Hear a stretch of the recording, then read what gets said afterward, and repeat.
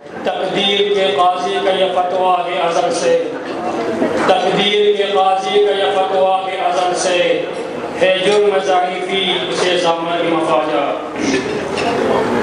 قابل صدر، سامعین محترم، حاضر مجلس، السلام علیکم۔ سامعین محترم، آج مجھے جس عنوان پر لب کشائی کرنے کا موقع ملا ہے وہ ہے میری پہچان عظیم پاکستان۔ سامعین محترم، پاکستان کے اوپر بات کرنا یا اس کا کوئی عنوان کرنا کوئی آسان کام نہیں، کیونکہ پاکستان اپنے آپ میں ایک وجود رکھتا ہے اور اس وجود کے بے شمار حصے کے۔ سامعین محترم، میرا دل پاکستانی ہے، میری جان پاکستان، میرے ارمان پاکستان، میری پہچان پاکستان، میری ذیشان پاکستان، قائد کا تصور علامہ اقبال کا پاکستان، قائد کی مجاہد پاکستان، خواجہ جناح کا پاکستان، میری فکر پاکستان، راہ نلست کی منزل میں میرا ایمان پاکستان۔ اس لیے شاعر نے کیا خوب کہا ہے، چاند کو اور بھی رفعت کی تمنا جی، چاند کو اور بھی رفعت کی تمنا جی، اس لیے جو میرے پرچم میں اتر آیا ہے۔ سامعین محترم،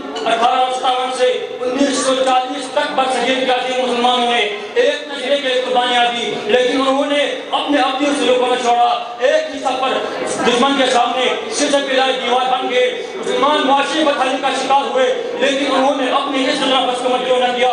اب وقت آ گیا تھا کہ مسلمان اٹھ کھڑے ہو اور ہندوؤں کو اپنی ہمت کا احساس دلائے، اور پاکستان کا اسی پس منظر کے پیش نظر 23 مارچ 1940 کو پاکستان کا قیام عمل میں آیا۔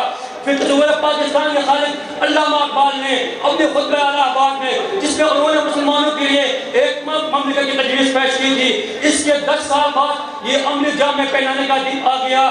اگر انگریز ہندوستان سے چل جاتے تو پھر اقتدار ہندوؤں کو ہی ملتا اور مسلمان ہمیشہ ہندوؤں کی غلامی میں رہتے۔